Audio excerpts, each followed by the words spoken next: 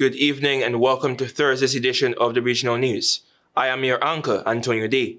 We begin with news in Barbados. Barbados Prime Minister Mottley on Wednesday urged the 56-member Commonwealth grouping to lead by example and demonstrate that democracy, even in the most trying times, remains the fairest and most effective path to peace, prosperity, and human fulfillment. Delivering the 68th Commonwealth Parliamentary Conference Emilia, Lafeaka Memorial Lecture, Prime Minister Mottley said that democracies everywhere now are under pressure, some from death and mistrust, from division amplified by digital rage, and from sheer fatigue.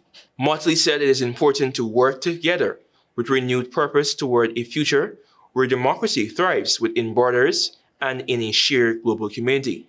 And I quote, "Let us move forward hand in hand with courage and conviction to build a Commonwealth where democracy is not a privilege of the few, but the birthright of all," she said, acknowledging that this is not simply the work of the government, with the work of all our citizens, and those of us will know better, must guide and prepare to allow those who may not yet be awakened to this reality the opportunity to join us in this battle that truly will determine whether we progress or whether we regress into the domination of countries and individuals by a few. The Prime Minister said that people do not live inside concepts, but live inside consequences.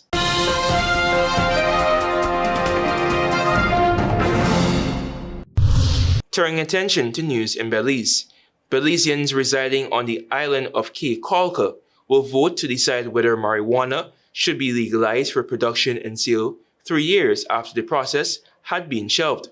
In 2022, Belize almost legalized recreational marijuana, with the government being forced to rethink its position despite having legislation ready. The authorities face a backlash from churches and some medical practitioners, and despite plans for a national referendum, the cause forced the idea to be shelved. Now, 3 years later, the debate is back, but on a smaller stage, with Cape Colca's village councillor, Emilia securing an island-wide vote to decide if the community should allow a regulated cannabis industry. And I quote, "My community has many needs, and most of that are things like infrastructure. I have people in my community living without water and electricity. We need proper streets.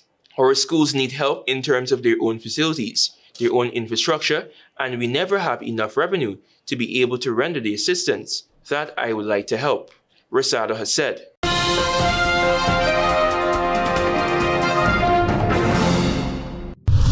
And finally, with international news, Israel and the Palestinian militant group Hamas signed an agreement on Thursday to cease fire and free Israeli hostages in the exchange for Palestinian prisoners in the first phase of the U.S. President Donald Trump's initiative to end the war in Gaza.